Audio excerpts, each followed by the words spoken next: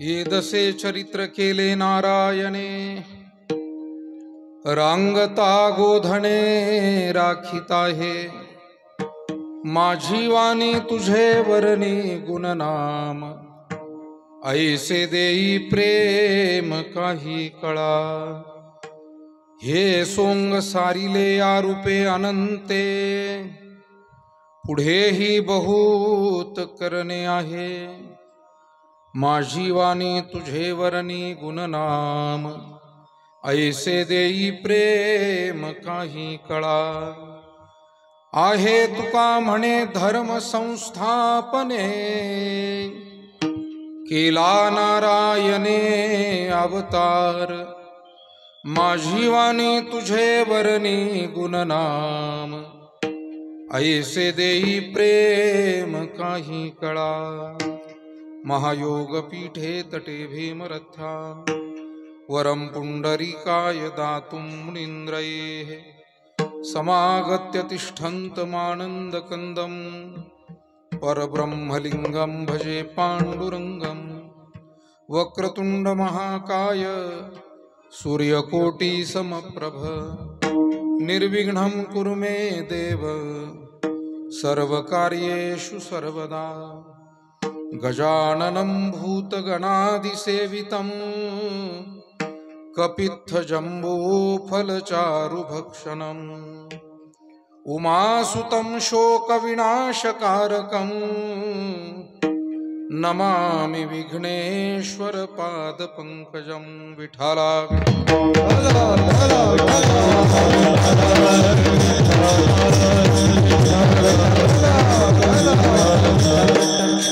अलंकापुरी रम्य सिंहासनस्थं पदाम्भोजतेजस्फुरद्दिक्प्रदेशं विधीन्द्रादिदेवैः सदा स्तूयमानं समाधिस्थमूर्तिं भजे ज्ञानदेवं।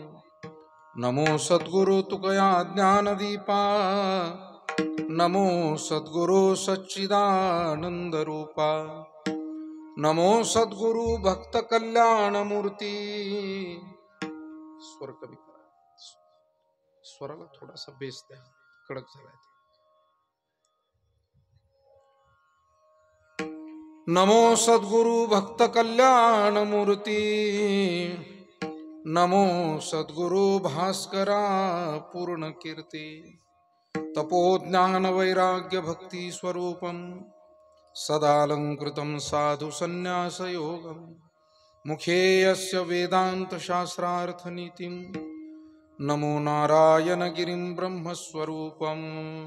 मस्तक हे पायावरे मस्तक हे पायावरे मस्तक हे पायावरे मस्तक हे पायावरे वार करी संताचा वार करी संताचा वार करी संताचा वार करी संताचा वार करी संताचा वार करी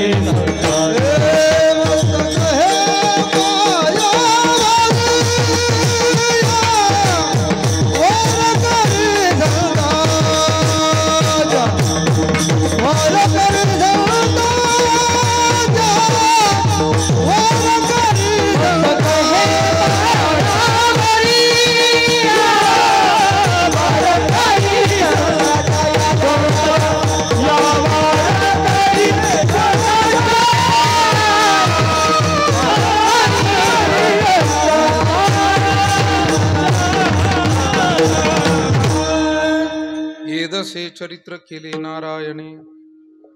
रांगता गोधने राखिता हे माझी वाणी तुझे वर्णी गुणनाम।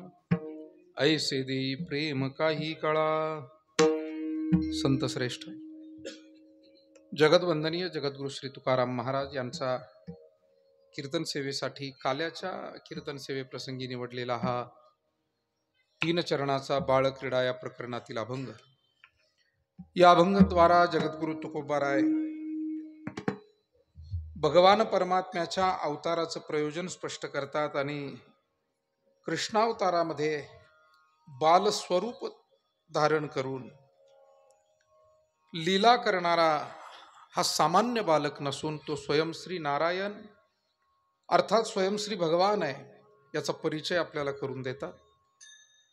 या अभंगाच्या माध्यमातून काही सेवा भगवान श्री वरद विनायकाच्या चरणी सद्गुरु श्री नारायणगिरीजी महाराज आणि सकल देवतांच्या चरणी सेवा आपल्याला समर्पित करायची। तत्पूर्वी कार्यक्रमाच्या अनुषंगानं 2 शब्द परिहार आवश्यक आहे।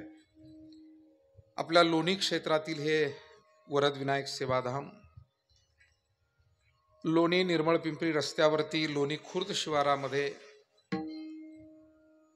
गेल्या 11 वर्षापूर्वी या वरद विनायक सेवाधामाची स्थापना अर्थात सुरुवातीला भूमिपूजन झालं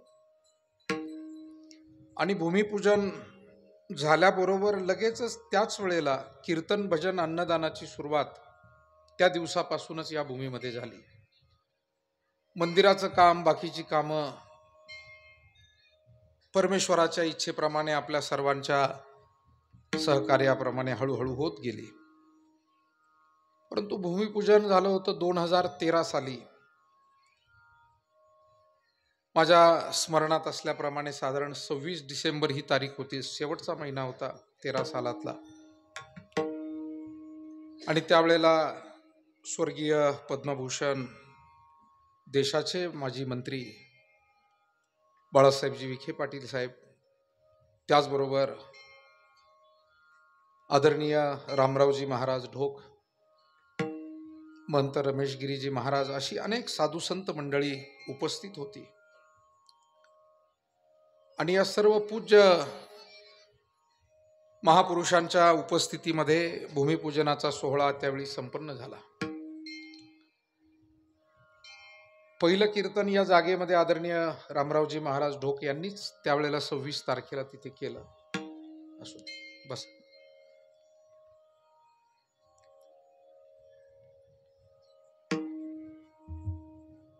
तदनंतर 2014 सालचं जानेवारी महिना उजाडला आणि प्रत्येक चतुर्थीला कीर्तन करण्याची परंपरा सुरू झाली. हे विद्यार्थी मंडळी काही टाळ इकडे आणून द्या. आपली काही पाहुणे मंडळी आली, टाळ कमी पडतायत.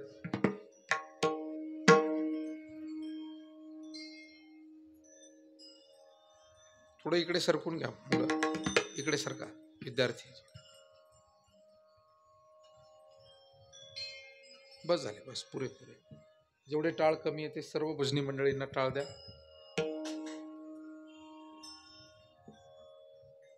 पन्नास 60 टाळ आपल्याकडे आहेत, पण आता वाढवावे लागतील. असं विठाला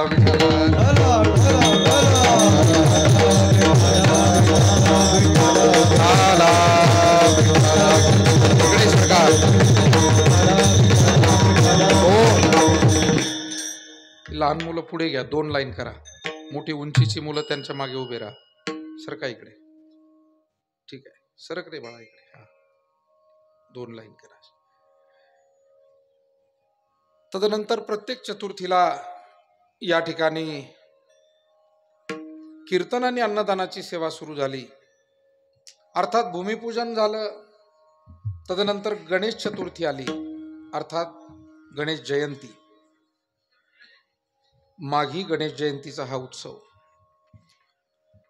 आणि त्याच वेळेला कीर्तन परंपरा या ठिकाणी सुरू झाली. आणखी पुढच्या वर्षाच्या गणेश जयंतीपर्यंत योगायोगानं विघ्नहर्ता सुखकर्ता भगवान श्री गणेशाच्या कृपेनं, सद्गुरूंच्या कृपेनं काम होत गेलं. फार मोठ्या मनानं सगळ्यांनी, लहानापासून मोठ्या माणसापर्यंत सगळ्यांनी मनपूर्वक सहकार्य केलं. अगदी न मागता, स्वेच्छेनं, स्वयंस्फूर्तीनं 100 रुपयापासून, 1000 रुपयापासून ते लाखो रुपयापर्यंतचं सहकार्य एकेका व्यक्तीनं केलं. आणि त्यातून मंदिरही वर्षभरात पूर्ण झालं. योगायोग असा की गणेश चतुर्थीला भूमिपूजन झालं, पुढच्या गणेश चतुर्थीला मूर्ती स्थापना झाली. एका वर्षात बरोबर मूर्तीची स्थापना झाली. आणि तोपर्यंत बरंचसं काम, इथे हा कीर्तनाचा सभामंडप झाला होता, मागच्या 2-3 खोल्या झाल्या, मंदिर झालं, भोवतालचं साधं जाळीचं परंतु कंपाऊंड झालं, थोडासा आडोसा झाला. अशा पद्धतीनं या कामाची सुरुवात झाली. पुढे या देवस्थानाला क वर्ग तीर्थक्षेत्राचा दर्जा जिल्हा परिषदेच्या सन्माननीय अध्यक्षा सौभाग्यवती शालिनीताई विखे पाटील यांनी आग्रहक्रमानं त्यांच्या पहिल्याच बैठकीमध्ये सद्गुरू नारायणगिरी महाराज आश्रम नेवासा आणि वरद विनायक सेवाधाम लोणी या दोन्ही देवस्थानांना क वर्ग तीर्थक्षेत्र दर्जा दिला. आणि मला वाटतं अनेक ठिकाणी निधी मिळत असतात, पण त्या निधीचा सदुपयोग फार महत्त्वाचा आहे. इथे तुम्ही कीर्तनाचं स्टेज बांधून दिलं, योगायोगानं दर महिन्याला 15 दिवसाला कीर्तन होत आहे, म्हणजे याचा काय झाला? सदुपयोग. हे ब्लॉक बसून दिले जिल्हा परिषदेच्या वतीनं, सगळे भाविक इथे येतात, पंगत बसते, कीर्तन ऐकायला लोक बसतात. हॉल बांधला भाविकांच्या काही वर्गणीतून, तिथेही लोक आडोशाला बसतात, वेगवेगळे कार्यक्रम होतात. योगायोगाने ज्या गोष्टी झाल्या त्या उपयोगात राहिल्या. खरं म्हणजे हे भूमिदान ज्यांनी केलं ते आदरणीय हरिभक्तीपरायण कचरू पाटील निर्मळ नाना यांनी जेव्हा मला आग्रह सुरुवातीला धरला होता की जागा द्यायची, तर मी म्हटलं मला थोडा वेळ विचार करू द्या, काही काळ, कारण तुमची जागा घेतल्यानंतर ती काही सत्कारणी उपयोगात आली पाहिजे. मी आपला कीर्तन करत सगळ्या महाराष्ट्रात इकडे तिकडे फिरतो. फिरतो म्हणजे जवळजवळ भटकतोच आम्ही असं म्हणा. कीर्तनकारांना भटकावंच लागतं आम्हाला सगळ्या लोकांना. आणि म्हटलं हे याचा उपयोग तर झाला पाहिजे. तुमची एवढी मोठी मोला महागाची जमीन गुंतवून ठेवायची. बऱ्याच गोष्टी अशा मला काही मंडळी मागे भेटली एका ठिकाणची. ते म्हणाले 60 एकर जमीन आहे आणि पांजरपोळला आरक्षित केलेली होती. म्हटलं किती वर्ष झाले? म्हणे 1973 साली केलेली आहे. म्हणलं मग पांजरपोळ काही गायी वगैरे आणल्या का? नाही नाही म्हणे, लोकांनी आता त्याच्यावर अतिक्रमण केलं आणि तेवढं तुम्ही लक्ष घाला. म्हणलं आता मला कुठं कुठं काढायला लावता, आणखीन पडीक जमिनीमध्ये कुठं कुठं नेऊन जुंपवता. म्हटलं माझ्याच्याने होणार नाही. त्यांना वाटलं ह्या माणसाला उद्योगच दिसतो, हा हे देवस्थानं निर्माण करत भटकतोय हा. ते आले त्या आशेनं. म्हटलं बाबा हे सगळं मी काही उद्योग म्हणून केलेलं नाही. अनायासे गोष्टी घडल्या आणि कंटाळा असलेली गोष्ट करण्याची वेळ आली. विठाला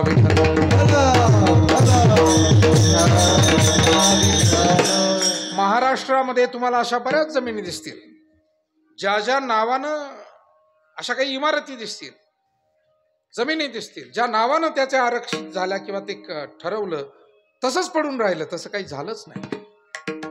अनेक ठिकाणी असे ह्या पद्धतीचं काम. आणि म्हणून समाधान या गोष्टीचं वाटतं. या वरद विनायक सेवाधामामध्ये तुम्ही आम्ही सर्वांनी जे जे काही कणभर नगभर मुठभर जे योगदान दिलेलं आहे, प्रत्येकाने काही ना काही इथे हारीचा वाटा उचललेला आहे आणि ते सगळं सत्कारणी लागतंय असं पाहून सगळं समाधान आहे की अन्नदान होतंय, भजन होतंय, कीर्तन होतंय, भाविकही येत आहेत, सगळ्यांना आनंद मिळतो. ही सगळी गुणवान ज्ञानवान मंडळी येत आहेत आणि त्याद्वारा सेवू ब्रह्मरस आवडीने असा हा सगळा सोहळा इथे आपल्याला अनुभवायला मिळतो. याही वर्षी हा गणेश जयंतीचा सर्व सोहळा संपन्न झालाय. पहिल्याच दिवशी राज्याचे महसूल मंत्री नामदार राधाकृष्ण विखे पाटील साहेब आले. त्यांनी 2 महिन्यापूर्वीच आपल्याला पर्यटन क्षेत्राच्या माध्यमातून 1 कोटी रुपयाचा निधी पुढील कामासाठी या ठिकाणी मंजूर केला. आदरणीय नामदार शालिनीताई विखे पाटील यांच्या मार्गदर्शनाखाली आतापर्यंत जिल्हा परिषदेतून 1 कोटी रुपयाची सगळी कामं झाली. त्यांचंही आपण टाळ्या वाजून अभिनंदन करूयात. आपले ज्येष्ठ मार्गदर्शक, जिल्ह्याचे ज्येष्ठ नेते सन्माननीय माजी मंत्री अण्णासाहेबजी मस्के पाटील यांचं सतत मार्गदर्शन, लक्ष आणि सतत प्रेरणा या सर्व कार्यासाठी सर्वांना आम्हाला मिळत राहते. आत्ताही ते या ठिकाणी जातीनं हजर आहेत. मगाशीच प्रवरा मेडिकल ट्रस्टचे कुलपती राजेंद्र विखे पाटील साहेब येऊन गेले. सुवर्णताई विखे पाटील इथे आहेत. त्याचबरोबर आमचे शांतीनाथ शेठ असतील, कातोरे पाटील असतील, निर्मळ पाटील असतील, नंदू शेठ असतील, देवकर साहेब असतील, बरीच मान्यवर मंडळी, शिंदे सर आदी आदी अनेक मान्यवर मंडळी मला या बाजूला दिसत आहेत. संगमनेर कारखान्याचे संचालक रमेश पाटील गुंजाळ आणि बरीच त्या भागातून आलेली मंडळी, प्रवरा परिसर, लोणी, पिंपरी आणि पंचक्रोशीतली आपली सर्व गावं, त्याचबरोबर राहता तालुका, श्रीरामपूर, राहुरी तालुका, नेवासे क्षेत्र आणि नेवासा तालुका, गंगापूर तालुका, वैजापूर तालुक्यातील मंडळी इथे आहेत. कोपरगाव तालुक्यातील मंडळी आलेली आहे. संगमनेर तालुक्यातील आहेत. त्याचबरोबर अकोले भागातून, अशा दूरदूरच्या भागातून सर्व मान्यवर मंडळी आलीत. विशेषत्वानं मगाशी मी ज्यांचं स्वागत आपल्या सर्वांच्या वतीनं केलं ते आदरणीय विश्वनाथ गिरीजी महाराज, बहिरा जातवेद संस्थान, गोदावरीच्या काठी, घोगरगाव तालुका नेवासा, जुनं पुरातन स्थान आहे आणि त्या स्थानाचा जीर्णोद्धार करण्याचं व्रत आता सर्व ग्रामस्थांना, तिथल्या प्रमुखांना त्यांच्या सोबत घेऊन, मार्गदर्शन घेऊन महाराजांनी ते काम सुरू केलं. त्यांचंही मी स्वागत करतो. त्याचबरोबर टाळ्या वाजवून आपण त्यांचं स्वागत करूया.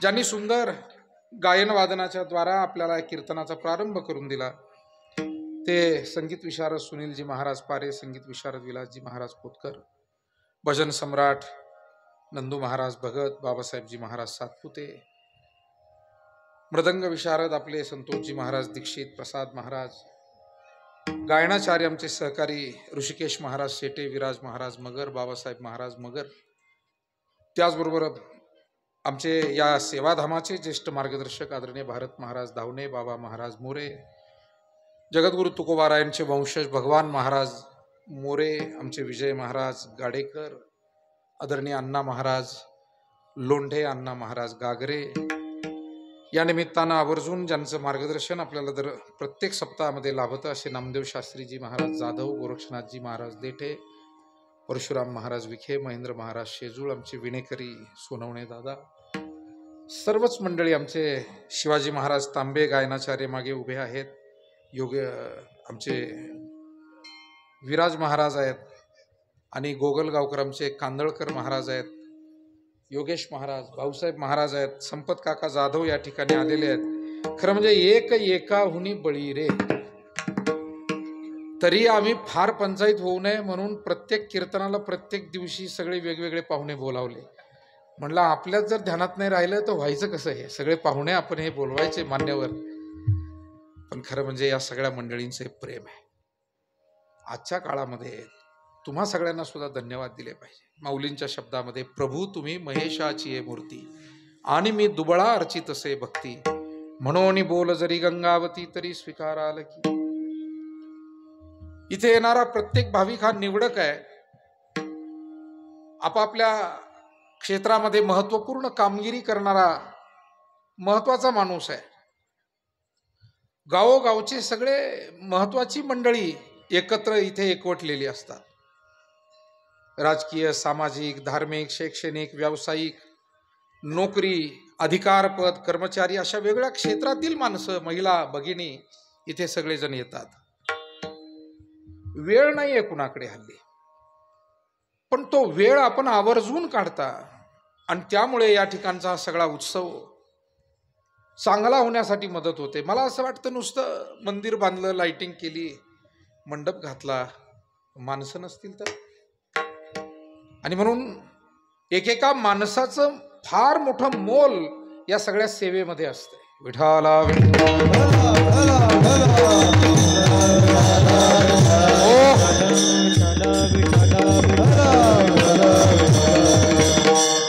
या ठिकाणी आदरणीय दादा उपस्थित आहेत, प्रल्हादजी महाराज देशमुख आहेत, निंबाळकर सर आहेत, मोरे काका आहेत, बाबासाहेबजी महाराज वाळुंज आहेत, कितीतरी मान्यवर आपण सर्व उपस्थित आहात. खरं म्हणजे आज श्री गणेश जयंतीचा उत्सव आहे. आपण गेल्या 4 दिवसामध्ये आणि मागे झालेल्या एकूण 6 कीर्तनांमध्ये, कारण हे 7वं कीर्तन आहे, पहिल्या दिवशी उद्घाटनपर कार्यक्रम झाला. दररोजचे 2 कीर्तनं होते, पण पहिल्या दिवशी उद्घाटन आमचे प्रभंजन महाराज सुद्धा इथे आहेत, त्यांनाही धन्यवाद देतो. हर्षद महाराज हे सुद्धा सुरुवातीला ताजने महाराज आमचे, त्यांनी सेवा या ठिकाणी दिलेली, त्यांनाही धन्यवाद. गणेश जयंतीच्या विषयी आणि गणपती बाप्पांविषयी एकूण या सगळ्या विषयावरती मान्यवर कीर्तनकार मंडळींनी आपल्या खूप चांगलं मार्गदर्शन आपल्याला ओघवत्या त्यांच्या भाषेमध्ये केलेलं आहे.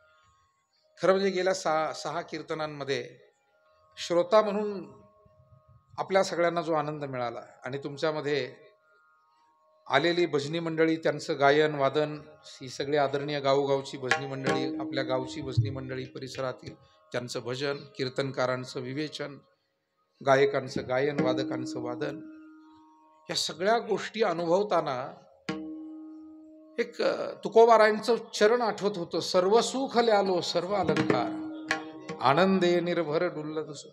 मगाशी बोलताना मी कोणाला तरी म्हणालो की ऐकण्याचं सुख हे इतकं मोठं आहे, प्रामाणिक सांगतो अंतकरणापासून. ते ऐकत असताना असं वाटतं की बोलणं बंद करावं आणि इथून पुढे फक्त ऐकत राहावं. पण मी जे बोललो ते तुमच्या नीट लक्षात आलेलं. ऐकत असताना असं वाटतं असं मी म्हटलोय. नंतर नाईलाजानं बोलावंच लागतं, कारण तुम्ही बोलल्याशिवाय. पण कधीतरी अशा अनुभवापर्यंत जाण्याची इच्छा आहे. विठाला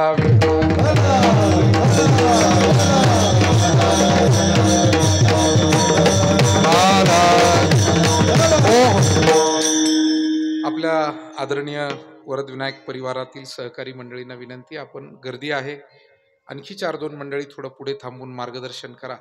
इकडे पुष्कळ जागा शिल्लक आहे आणखी, तेव्हा महिला भगिनींना विनंती, आपण थोडं सरकून बसा. पुष्कळ आपल्या भाविकांची संख्या मोठी आहे. आणि सर्वजण अजूनही येत आहेत, त्याच्यामुळे पुढे थोडं आपण सरकावं अशी आपल्याला विनंती. भगवान श्री गणपती बाप्पा म्हणजे आमच्या जळकीकर माऊलींनी तर त्या दिवशी आरतीवरच कीर्तन केलं आणि आपल्याला विस्तृत मार्गदर्शन केलं.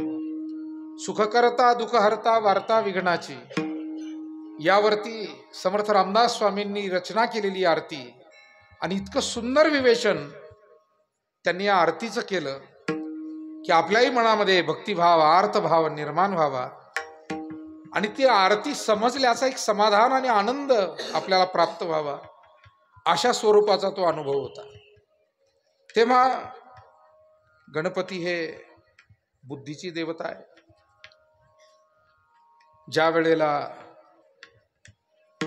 महाभारताचे रचनाकार व्यास महर्षी यांना महाभारत ग्रंथ लिहायचा होता, तो शब्दबद्ध करायचा होता,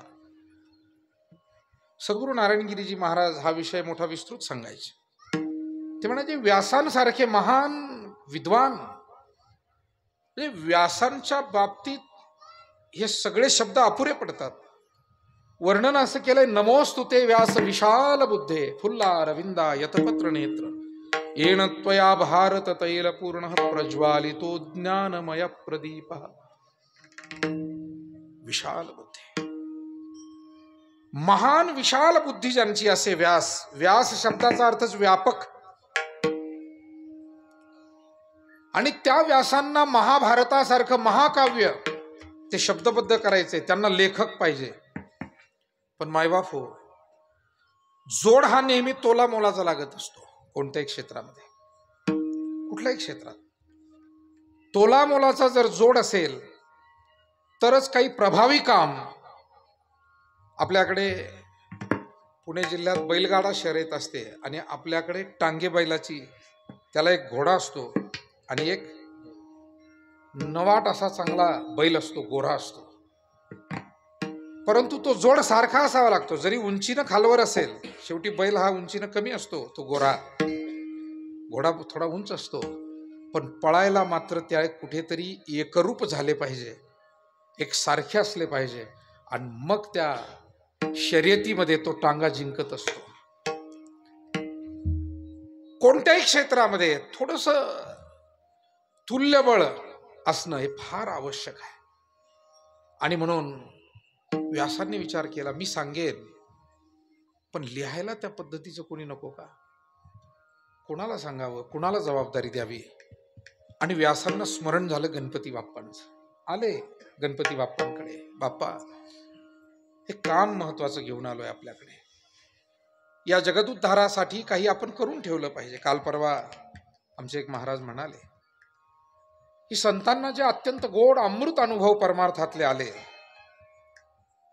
ते त्यांनी परोपकारा प्रित्यर्थ शब्दबद्ध करून पुन्हा आपल्यासाठी मागे ठेवले. हे फार मोठे उपकार आपल्यावरती आहे. हा जो मानवी समाज समृद्ध झाला हा या ज्ञान भांडारानंच समृद्ध झालाय. ज्ञान नसेल तर ज्ञानेन हीन पशुभी समान. ज्ञान नसेल तर माणसामध्ये पशुमध्ये काय फरक आहे? माणसात ज्ञान येतं कुठून? गुरूंकडून. गुरु हे ज्ञान देतात कोणत्या माध्यमातून? ग्रंथांच्या माध्यमातून. मग गुरु आणि ग्रंथ नसतील तर जग हे अंधकारमय आहे ज्ञानाच्या दृष्टीनं. महाराज म्हटलेलंही तसंच आहे, ज्याच्या जीवनात ज्ञान प्रकाश नाही ना तो अंधकारमय जीवन जगतो. असं तुकोबाराय म्हणलं आंधळाच आहे. तुका म्हणे अवघे आंधळे हे जन गेले विसरून खऱ्या देवा, गेले विसरून खऱ्या देवा, गेले विसरून खऱ्या देवा.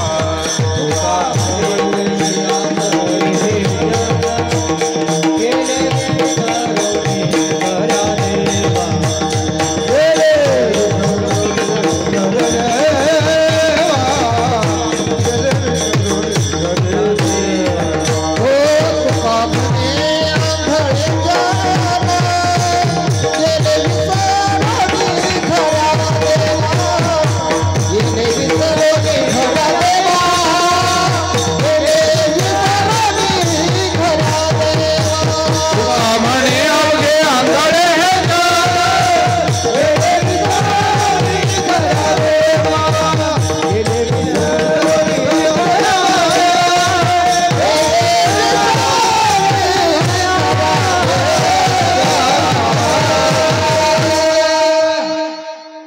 हरिकथांचे फार उपकार आहे. पै अहितापासून काढीती हित देवनी वाढविती, नाही श्रुती परवती माऊली जगा. सुरुवातीच्या दिवशी काही प्रवचन आपण अचानकपणे केलं आणि त्याच्यामध्ये हरिकथेला माऊली म्हटलं तुकोबारायांनी. हरिकथा माऊली, कारण ही हरिकथा सांभाळते, विचार देते, संस्कार देते, सांभाळून हाताला धरून आपल्याला सन्मार्गाला लावते. महाराज सकाळी विनोदानं म्हणाले, थोडा उपहासात्मक बोलले, पण त्यामध्ये वास्तवता होती. सुखरासी हरी कथा, सुखरासी हरी कथा, सुखरासी हरी कथा, सुखरासी हरी कथा.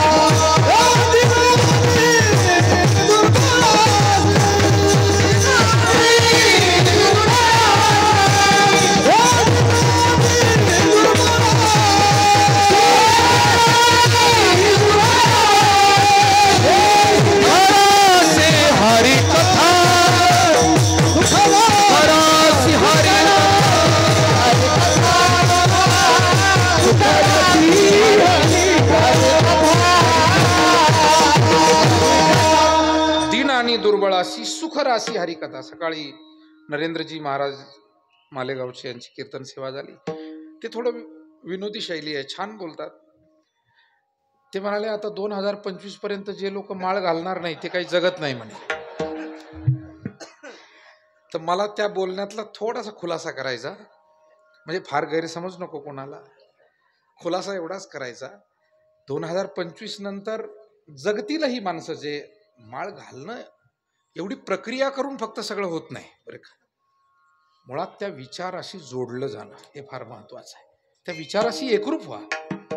आज घाला, उद्या घाला, परवा घाला, घाला नका घालू, हा सगळा स्वतंत्र ज्याच्या त्याच्या स्वातंत्र्याचा विषय आहे. आता माळ घातली आणि तरीही ज्यानं काही नियम नाही पाळले, तो त्या विचारांमध्ये एकरूप नाही झाला, तरी त्याचा उपयोग होत नाही. मुद्दा इतका आहे की आपल्याला अध्यात्माशी जोडलं जायचंय. भक्ती म्हणजे जोडलं जाणं आणि विभक्ती म्हणजे दूर होणं. तुकोबाराय म्हणले, आपुला तो एक देव करून घ्यावा, तेने विन जीवा सुख नोय.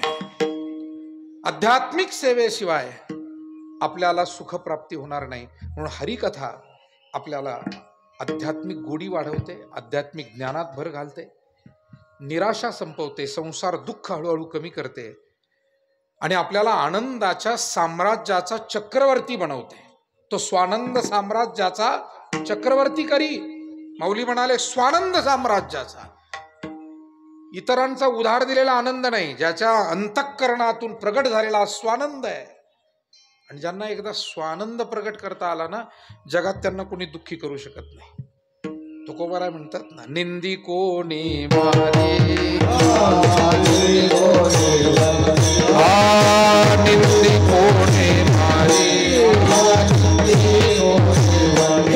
वंदी कोणी पूजा करी, वंदी कोणी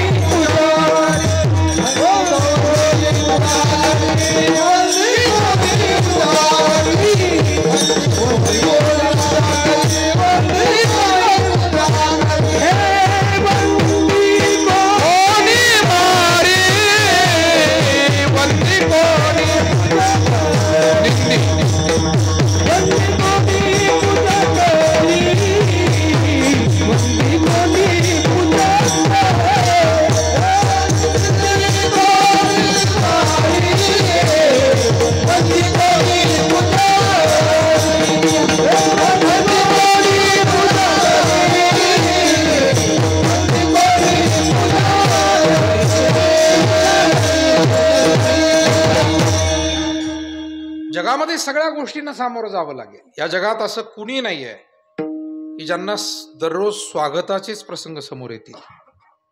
जगात कुणी नाही. बरं, आपल्याला वाटतंय की आज त्याचा अपमान झालाय ना आपला कधी होणार नाही, असं काही नाही आहे. आज त्याला तोटा झालाय आणि आपल्याला होणार नाही. आज तो दुःखी आहे आणि आपल्याला दुःख होणार नाही. मुळात हे समजून घेतलं पाहिजे की हे सृष्टीचक्र प्रत्येकाला त्या अनुभवातून घेऊन जाणार आहे. कोणी सुटणार नाही. इथे जात्यात भरडायला घातलेलं धान्य आहे, ते हळूहळू हळूहळू कधी ना कधी असं म्हणतात ते जात्यात आहे आणि बाकीचं अजून काय आहे सुपात आहे. त्याचा नंबर कधी ना कधी येतच असतो. म्हणून निंदा दुःख क्लेश, पण आत्मानंद स्वात्मानंद ज्याचा जागृत झाला त्याला ती निंदाही कष्टी करू शकत नाही, ती निंदा त्याला निराश करू शकत नाही. मग तुकोबाराय म्हणले निंदी कोणी मारी वंदी कोणी पूजा करी, मज हेही नाही तेही नाही वेगळा दोही पासोनी, सुख दुःख समान सकळ जीवांचा कृपाळ, ज्ञानाचा उद्बोध भक्ती प्रेमाचा कल्लोळ. सांगण्याचा भाव इतकाच आहे की ही हरिकथा आपल्याला अशा स्वानंद साम्राज्यापर्यंत घेऊन जाते. हे ग्रंथ आणि गुरु आपल्याला या हरिकथेच्या माध्यमातून त्या स्वानंद साम्राज्याकडे नेतात. म्हणून माऊली म्हटलं हरिकथा माऊली. तसंच इथे पै अहितापासून काढिती आणि हित देऊनी वाढविती, नाही श्रुती परवती माऊली म्हटलंय. ग्रंथांना माऊली म्हटलं, हरिकथेला माऊली म्हटलं, गुरूंनाही माऊलीच म्हटलं. गुरु माऊलीच म्हणतो ना, गुरूंनाही आई म्हणतो, संतांना सुद्धा आपण आई म्हणतो. त्याचं कारण सांभाळतात. सांभाळण्याचा प्रकार वेगळा आहे. हाताला धरून सांभाळणं, कडेवर घेऊन सांभाळणं, कपडे लत्ते देऊन सांभाळणं, तहान भूक विचारून सांभाळणं, हे सगळं भौतिक सांभाळणं आहे. पण एक चांगला विचार संस्कार देऊन जीवनभरासाठी एक चांगलं जीवन जगण्याचा संस्कार देणं आणि जीवनभर नव्हे अनंत जन्म आपला त्यातून सांभाळ होईल अशी व्यवस्था करून देणं, हा खरा सांभाळ आहे. आणि संत त्याविषयी कृतज्ञ आहेत आपल्या अगोदरच्या संतांचे. सांभाळिले सांभाळिले सांभाळिले सांभाळिले सांभाळिले सांभाळिले अनाथा सांभाळिले अनाथा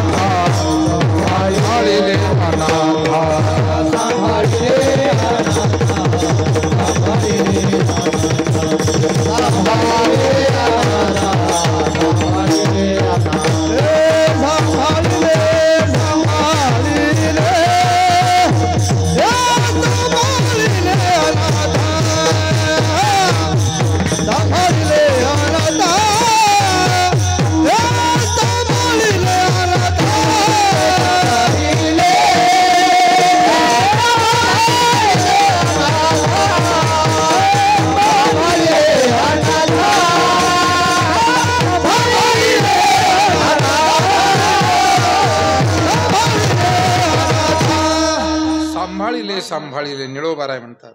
सांभाळिले अनाथा. आम्हाला एका अर्थानं या सर्व जीवात्म्यांना आपण सांभाळलं. आम्ही या भूतलावर आलो, इथं कुणी नाहीये, आमचं अनाथ आहोत. देशवेशनो हे माझा सहज फिरत आलो, करू सत्ता कोणावरी कोठे स्थिर राहिलो, पाय डोळे म्हणता माझे तीही कैसा मोकलीलो, परदेशी नाही कोणी अंध पांगुळ झालो. तेव्हा अनाथ आहोत आम्ही, एकट्यालाच यायचंय आणि एकट्याला जायचंय. जगताना सुद्धा जोपर्यंत योग आहे तोपर्यंत एकमेकाच्या सोबत माणसं आहेत. एकदा आयुष्य संपलं की वियोग हा सहन करावाच लागतो. कितीही जिव्हाळ्याची माणसं अचानकपणे आपल्याला सोडून जातात. इच्छा असते की असा वियोग जीवनामध्ये येऊ नये, परंतु नाईलाज आहे, त्याला सामोरं गेल्याशिवाय पर्याय नाही. आणि म्हणून हा जीव तशा अर्थानं इथे एकटाच आहे. पण याला सांभाळण्याचं काम संत करतात, शास्त्र करतं, ग्रंथ करतात.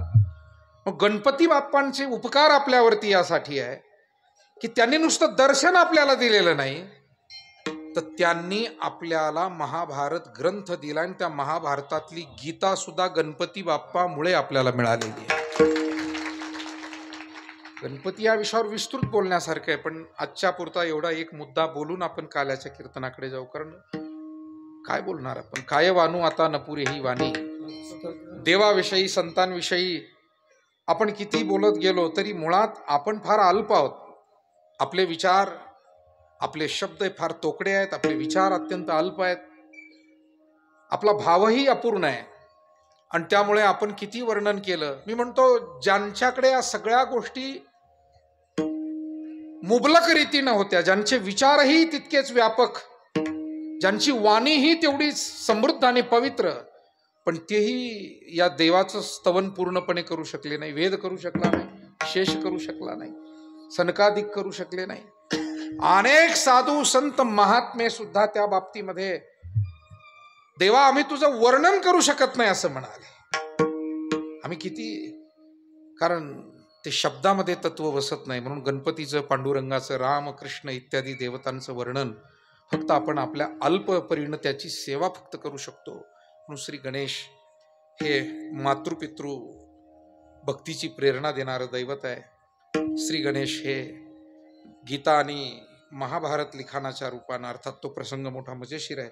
व्यास म्हणाले होते की गणपती बाप्पा मी अखंड सांगत राहील, तुम्हाला अखंड लिहावं लागेल. गणपती बाप्पा म्हणाले व्यासजी मी अखंड लिहील, पण तुम्ही थांबले नाही पाहिजे. म्हणून सुरुवातीला म्हणालो तोला मोलाचे लागतात. तुका म्हणे येथे पाहिजे जातीचे. तोला मोलाचं सगळं ही गोष्ट लागते. आणि म्हणून गणपती बाप्पांना मग कधीतरी आता अखंड लिहील म्हटल्यानंतर व्यासांनाही वाटलं आपल्याला काही पुढे थोडा विसावा घ्यायचा आहे, काही विचार करायचा आहे एखाद्या विषयावर. मग ते मधून मधून काय करायचे, ते कूट श्लोक टाकायचे. आणि सांगितलं होतं गणपती बाप्पाला अर्थसंगती लावून मगच लिहायचं. काय तोलामोलाची मंडळी होती पहा. म्हणजे गणपती बुद्धीचं दैवत आहे, पण त्यांना सुद्धा काही वेळ संभ्रमात टाकणारे असे काही विषय आणि असे श्लोक व्यास द्यायचे. आणि गणपती म्हणायचे थोडा आता विसावा घ्यावा लागेल, मी या श्लोकाचा जरा अर्थ लावून घेतो. पहिल्यांदा त्याचा अन्वय काय आहे ते पाहतो, नंतर अर्थ काय आहे ते पाहतो, आणि मग व्यास तोपर्यंत पुढील विषयाचं चिंतन करायचे. तेव्हा अशा या गणपती बाप्पांची आज ही माघी चतुर्थी आहे. 5 प्रमुख संप्रदायामध्ये गणपत्य संप्रदाय हा सुद्धा महत्वाचा आहे. आणि अशा या उत्सवाची सांगता होत असताना भगवान श्रीकृष्ण परमात्म्याचं चरित्र काल्याच्या रूपानं वर्णन करावा असा विधी वारकरी संतांनी आपल्या पुढे ठेवलेला आहे. चरित्र ते उच्चारावे केले देवे गोकुळी हा नियम का घातला, तर भगवंताचे अनेक अवतार झाले, पण परिपूर्णतम म्हणून श्रीकृष्ण अवताराकडे पाहिलं जातं. तसं तर या भारताची ओळख म्हणजे भगवान प्रभुराम आणि भगवान श्रीकृष्ण ही 2 दैवत म्हणजे भारताची ओळख आहे. राम आणि कृष्ण. प्रभुराम म्हणजे काय आहे, मानवी मूल्यांचा अत्युच्च असा आविष्कार जिथे झालेला आहे, श्रेष्ठतम आविष्कार मानवी जीवन मूल्यांचा, त्याला म्हणावं भगवान प्रभू रामचंद्र. मर्यादा पुरुषोत्तम. मानवी मूल्य म्हणजे आदर्श पुत्र कसा असावा, तर रामाकडे बोट दाखवलं जातं. आदर्श पुत्र जो आईची इच्छा आणि वडिलांचा शब्द पूर्ण करण्यासाठी वनवासात जाताना कधी तो मागे पुढे पाहत नाही. आदर्श शिष्य कसा असावा, रामाकडे बोट दाखवलं जातं. ज्यांनी सांदीपणी ऋषीच्या आश्रमात आल्यानंतर सामान्य सगळ्या नाही,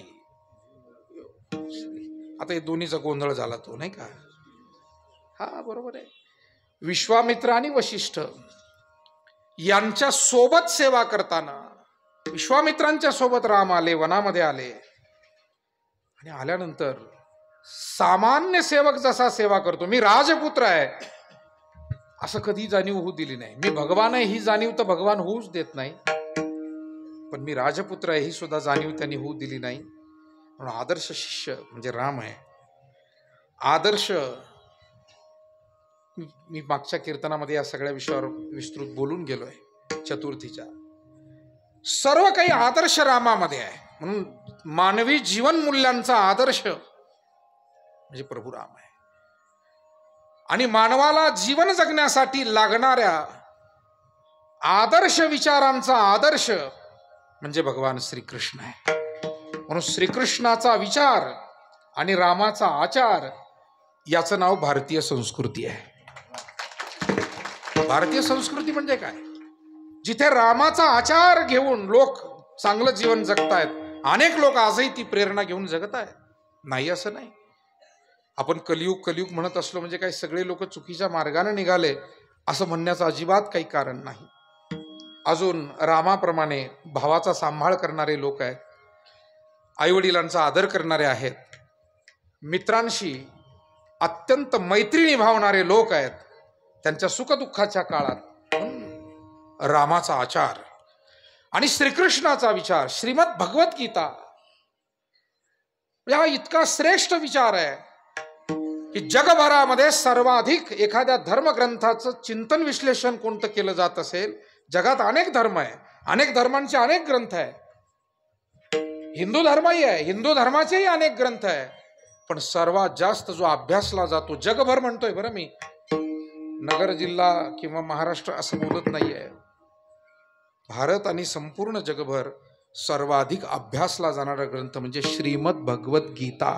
हा श्रीमद भगवद्गीता, ही श्रीमद भगवद्गीता अनेकांना प्रेरणा देते, आजही देते, पूर्वीही प्रेरणा देत आली. म्हणजे डॉक्टर अब्दुल कलाम सरांच्या चरित्रामध्ये असं वाचून गेलोय, त्यांच्या निकटवर्तीयांनी काही त्यांचे अनुभव लिहिलेत आणि त्यांनी सांगितलं की ते दररोज सकाळी आपला दिवस सुरू करत असताना गीतेची काही पानं ते वाचायचे, काही श्लोक वाचायचे.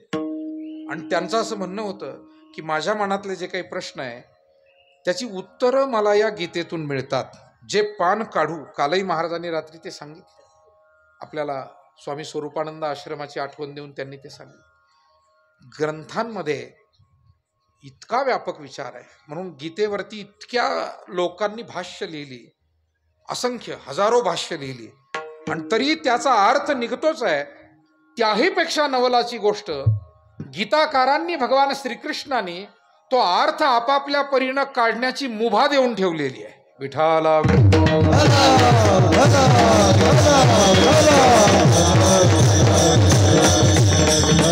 विषय वाढत जाईल, मी जरा आटोपत घेतो. परंतु श्रीमद भगवद्गीता देणारा श्रीकृष्ण, श्रीकृष्णाचं काय वर्णन करावं.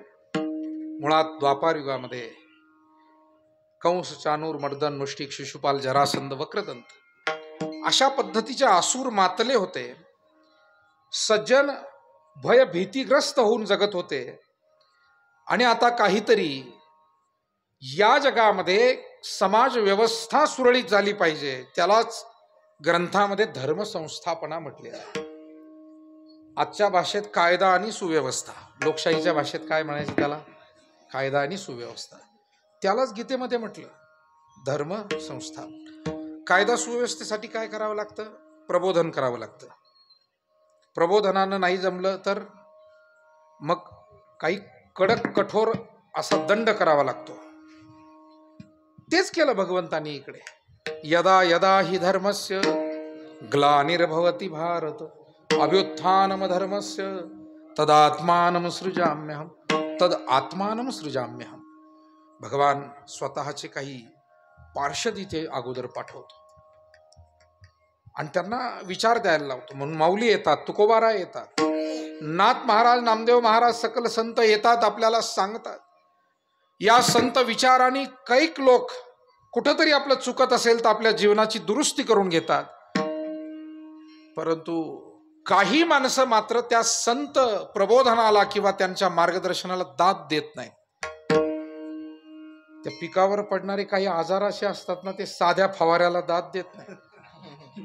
मग लोकांकडे एकापेक्षा एक जहाला औषध असतात. तसं संत विचार महाराज म्हणालेत स्वतः, वाजतसे बोंब कोणी न ऐकती काने, हरी हरी न म्हणता तया थोर झाली हानी, उठा उठा जागा पाठी भयाले मोठे, पंढरी वाचोनी दुजा ठाव नाही कोठे. तेव्हा आपल्याला अगोदर प्रबोधन करण्याचं काम, आणि तेवढ्यानं जमलं नाही मग विनाशायच दुष्कृताम. म्हणून आपल्या सर्व देवतांच्या हातामध्ये शस्त्र आहे. गणपती बुद्धीची देवता आहे ना, तरी सुद्धा परशु आहे. आणि तो परशु कशासाठी आहे तर चुकीच्या विचारांचं खंडन करण्यासाठी आहे. विठाला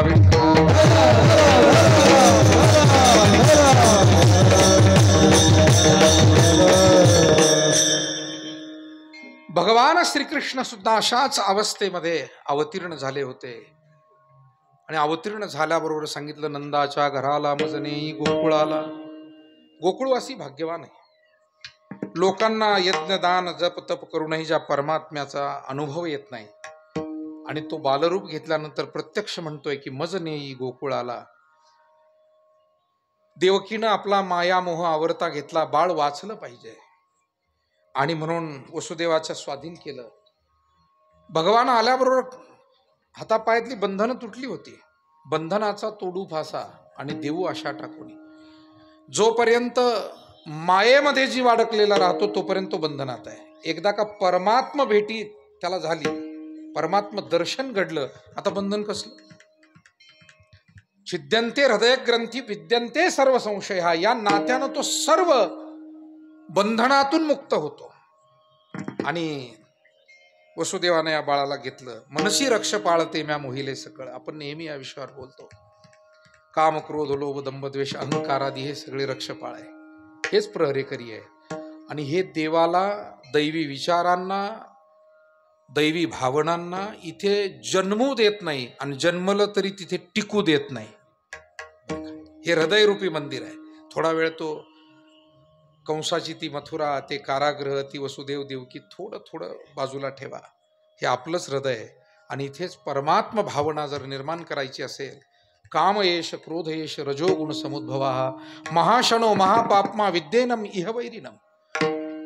आणि म्हणून आपल्याला बाह्य शत्रूंचा धोका फार कमी आहे. पहिल्यांदा जास्त लक्ष द्यावं लागतंय अंतरशत्रूकडे.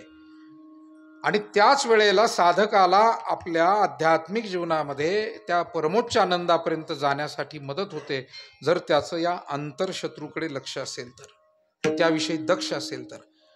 जाऊ द्या, छत्रपती शिवरायांनी स्वराज्य निर्माण केलं. त्यांनी सुद्धा पहिल्यांदा इतिहासात शिकून गेलो आपण, त्यावेळी एका धड्याचंच नाव होतं स्वकीय शत्रूंचा बंदोबस्त. मला ते आताही आठवलं होतं आम्हाला इतिहासामध्ये शिकताना. काय होतं त्या धड्याचं नाव? स्वकीय शत्रूंचा. म्हणजे तुम्हाला राज्य स्थापना करायची असो की परमात्मा प्राप्ती करायची असो, स्वकीय शत्रूंचा पहिला बिमोड केल्याशिवाय परशत्रूशी तुम्हाला नीटपणे लढताच येत नाही. विठाला विठाला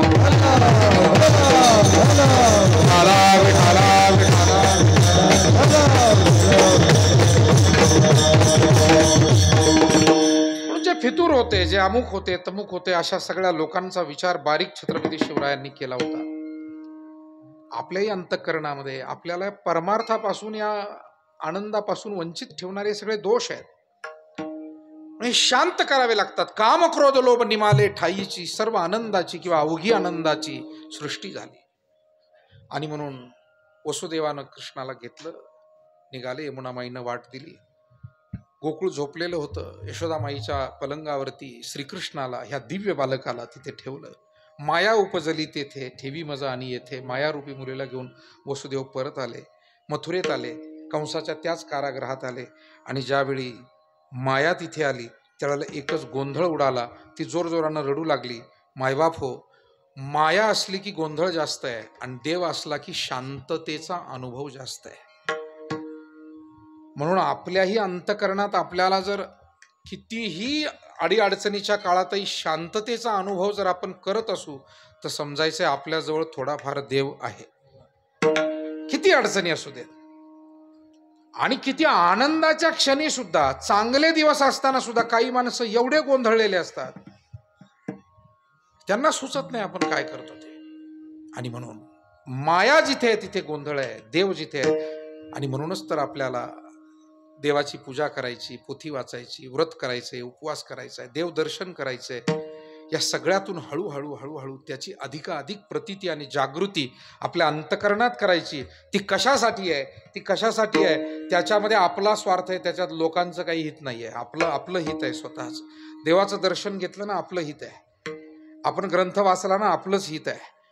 कारण ही सगळी उद्विग्नता, निराशा आणि दुःखाचे जे काही विचार आहे त्याचा समूळ नाश करण्याचं सामर्थ्य फक्त आध्यात्मिक सेवेमध्येच आहे.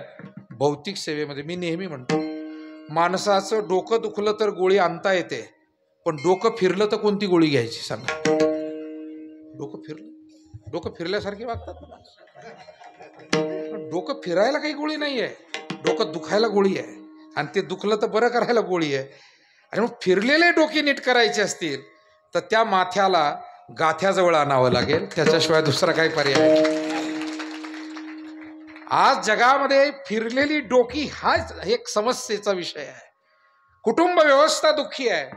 कुणीतरी सदस्य काहीतरी चुकीचं एखादा छंद घेऊन बसतो, विचार घेऊन बसतो.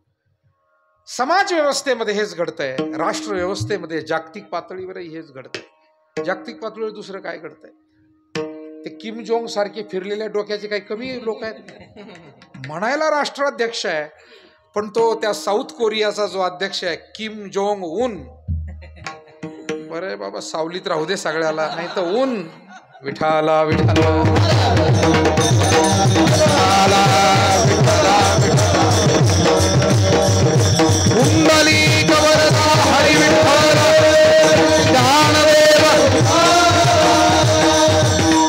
आपण सुज्ञ मंडळी आहात, आपल्याला हा अनुभव आहेच, आपण तो घेतोय. अगदी 10 मिनिट जरी आपण देवपूजेला दिले आणि त्यात थोडंसं नामस्मरण ध्यान चिंतन काही केलं तर दिवसभरामध्ये एक वेगळी ऊर्जा, सकारात्मक ऊर्जा, पवित्र भावना अंतकरणात निर्माण होतात. एक ऊर्जा राहते, मनोबल वाढल्याचा अनुभव येतो आणि अनेक चांगली कामं त्यातून आपल्या हातून होतात. आणि म्हणूनच आपल्याला ईश्वर असणं आपल्याजवळ फार महत्वाचं आहे. आणि ईश्वर आपल्याजवळ असण्यासाठी आपल्याला प्रयत्न करावे लागतील. बरं, काही गोष्टी अशा आहे, झाड सावली देतं, पण सावली देतं म्हणजे ते काय आपल्या बरोबर चालत नाही, आपल्याला चालून त्याच्याकडे जावं लागतं. काही गोष्टी अशा आहेत, माणसाच्या जीवनात पुण्य घडतं म्हणजे काय घर बसल्या घडत नाही. थोडाफार हातातलं काम टाकावं लागतं, थोडा त्रास घ्यावा लागतो. कीर्तनाला जायचंय, आपला सप्ताह सुरू झालेला आहे, वारी आली, वारीला जायचंय, थोडा त्रास घ्यावा लागतो. ईश्वरीय सेवेमध्ये स्वतःला झोकून द्यावं लागतं, जोडून घ्यावं लागतं.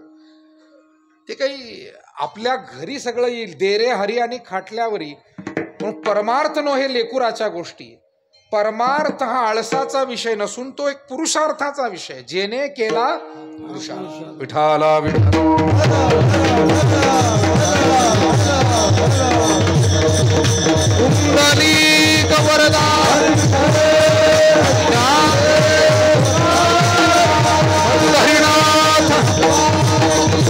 ज्ञानेश्वर जगद्गुरु तुकाराम महाराज, सद्गुरु गंगागिरी महाराज, सद्गुरु नारायणगिरी महाराज, वरद विनायक.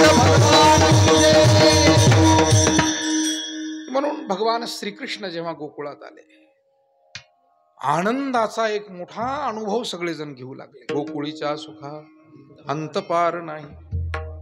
जसं हिवाळा एकदा सुरू झाला आणि ती गार लहर वाऱ्याची आली की आपल्याला तो गारवा कुठून आणावा लागत नाही, तो आपल्या अवती भोवती सगळीकडे जाणवू लागतो. आता आपल्या भागात थंडी कमी आहे, परंतु आपली अनेक मंडळी आता अयोध्येला जाऊन आलीत, काही जात आहेत. आता सगळेजण, मोठी ओढ लागलेली आहे रामाच्या दर्शनाची. कारण केवढं अहोभाग्य आहे, परम भाग्य आहे की मागे अनेक पिढ्या ज्या प्रतीक्षेत आणि ज्या प्रयत्नांमध्ये होत्या की भगवान प्रभू रामाचे जन्मस्थान आहे, इथे प्रभुराम विराजित झाले पाहिजे. आणि योगायोगानं सर्वांच्या परिश्रमाला फळ आलं आणि ते घडून आलं. भगवान प्रभुराम विराजमान झाले. मला वाटतं त्या भगवान प्रभूंच्या छबीकडे पाहिल्यानंतर ती सुहास्य वदनच सगळ्या प्रश्नांची उत्तरं देत आहे. मुळात भगवंतालाच किती ओढ लागलेली होती. कारण मी सांगतो आपल्याला, रामाला अयोध्येची किती ओढ आहे सांगतो आपल्याला. जेव्हा 14 वर्षाचा वनवास पूर्ण करायचा होता, अयोध्येवर फार प्रेम होतं रामाचं, पण वडिलांचा शब्द पुरा करायचा. रघुकुल रीती सदा चली आई, प्राण जाई परवचन जाई. वडिलांचा शब्द आहे. 14 वर्ष गेलं पाहिजे, पण जेव्हा 14 वर्ष पूर्ण झाले योगायोगाने, त्या सगळ्या 14 वर्षात अनेक गोष्टी घडल्या. केवटाची भेट झाली, पुढे खरदूषणादी राक्षसांना मारलं, त्यानंतर पुढे आल्यानंतर सुग्रीवाला मदत केली, त्याचं गतवैभव त्याला प्राप्त करून दिलं. सीतेची चोरी झाली, रावणाला मारण्यासाठी सेतू बांधावा लागला, रावणापर्यंत पोहोचले, लंकेत गेले. रामाचं रावणाचं युद्धही झालं. आदौ राम तपोवनादिगमनम हत्वा मृगम कांचनम वैदेही हरणम जटायुमरणम सुग्रीव संभाषणम वाली निग्रहणम समुद्रतरणम लंकापुरी दाहनम पश्चाद रावण कुंभकर्ण हननम एतद्धि रामायणम. या एका श्लोकात सगळं रामायण आहे. विठाला विठाला.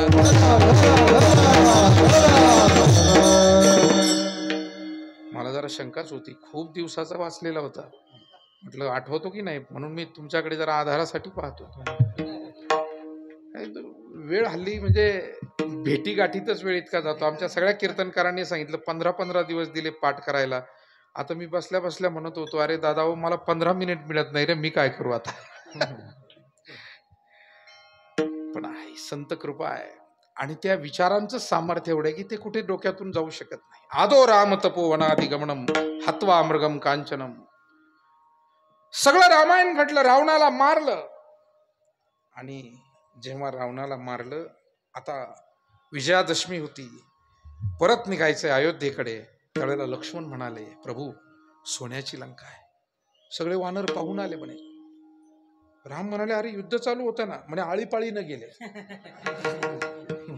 ते म्हणाले, जरा तू सांभाळ, मी तोपर्यंत जाऊन येतो. जरा तू सांभाळ, मी जरा. असं सगळेजण जाऊन आले. तुम्ही चला ना लंका बघायला, सोन्याची लंका आहे. काय घर आहे, कोटी घरे जेथे, काशानी तांब्याची, शुद्ध कांचनाची, सप्तकोटी. राम म्हणाले, लक्ष्मणा आलो असतो रे, ठीक आहे, तुझ्या आनंदासाठी आलो असतो. पण खरं सांगू, 14 वर्ष पूर्ण झाले. शब्द होता म्हणून 14 वर्ष बाहेर राहावं लागलं. खूप आईची आठवण, आणि जिनं जन्म दिला त्या आईची आठवण, आणि ज्या भूमीत जन्म झाला त्या जन्मभूमीची मला सातत्यानं आठवण येत होती. आणि तिथे वाल्मिकी रामायणातला श्लोक आहे, अपि स्वर्णमयी लंका न मे रोचन्ते लक्ष्मण जननी जन्मभूमिश्च स्वर्गादपि गरीयसी. अपि स्वर्णमयी लंका न मे रोचन्ते लक्ष्मण. हे लक्ष्मणा, सोन्याची लंका आहे, पण मला ती अजिबातही आवडत नाही. त्याचं कारण असं आहे, जननी जन्मभूमिश्च स्वर्गादपि. माझी जन्मभूमी अयोध्या आणि माझी जननी माता कौसल्या, माता सुमित्रा, माता कैकेयी या सगळ्यांच्या दर्शनाची ओढ लागलेली आहे. रामाला अयोध्या किती आवडत होती.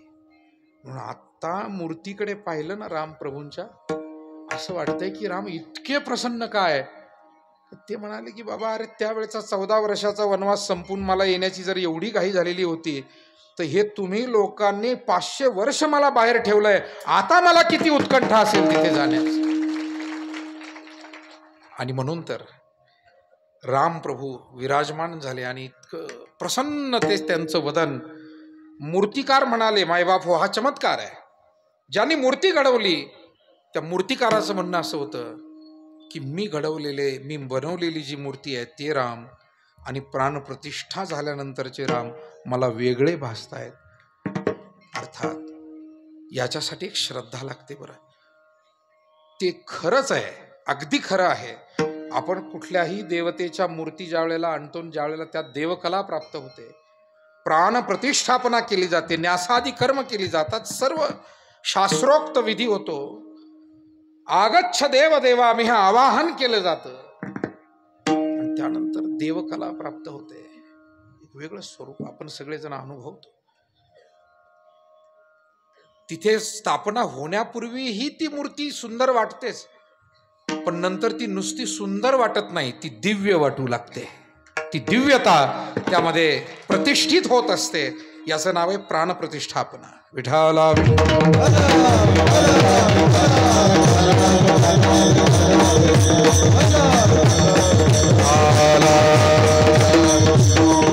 सांगण्याचा मतितार्थ इतका आहे, भगवान प्रभू रामचंद्र, भगवान श्रीकृष्ण दोन्ही दैवत महान आहे. भगवान श्रीकृष्ण जेव्हा गोकुळात आले, चिंता ते पळाली गोकुळा बाहेरी, प्रवेश भीतरी केला. देव आला की आनंद आहे. इथून आपण थोडस अयोध्येमध्ये देव आले आणि त्यांना किती आनंद. तसा श्रीकृष्ण जेव्हा बालरूपात गोकुळामध्ये आला, आनंद चहूकडे ओतप्रोत तो मावत नव्हता, एवढा सगळा आनंद त्या ठिकाणी निर्माण झालेला. कृष्णाची काही रूप आहे, एक बालकृष्ण, दुसरा गोपालकृष्ण, तिसरा आणखी राजनीतिज्ञ कृष्ण आहे, योगेश्वर श्रीकृष्ण आहे. कृष्णाची अनेक रूपं आपल्याला पाहायला मिळतील आणि त्या त्या कृष्णाचा अभ्यास करणं ही एक कठीण गोष्ट आहे. बालकृष्ण हा समजून घ्यायला सर्वात कठीण आहे, कारण तो इतका बाल सुलभ वागतोय की हा देव आहे हे पटणं बुद्धिवादी माणसाला तर जवळजवळ त्याच्या शक्यतेच्या पलीकडचं आहे. थोडा भाववादी श्रद्धावादी असेल तर त्याला पटेल, पण केवळ बुद्धिवादी माणसाला श्रीकृष्णात देव हे पटणं असंभव अशक्य. त्याचं कारण तो असं म्हणेल की जो जगाला जन्म देतो, जगाचा मायबाप आहे, आणि तोच एखाद्या आईबापाच्या पोटी जन्म कसा घेईल बरं? वसुदेव देवकी नंद यशोदा. परंतु ते झालं, मुळात तो प्रगट झालाय, त्यानं जन्म घेतलेला. जन्म त्याचा होतो ज्याला मृत्यू आहे, ज्याला मृत्यूच नाही त्याचा जन्म कसा होईल? तो अजन्म आहे बरं का. त्याचं वर्णन गीतेच्या 4थ्या अध्यायामध्ये आलेलं आहे. अजोपि सन्नवेय आत्मा भूतानामीश्वरोपि सन प्रकृतीम स्वामधिष्ठाय संभवाम्यात्ममायया. विठाला.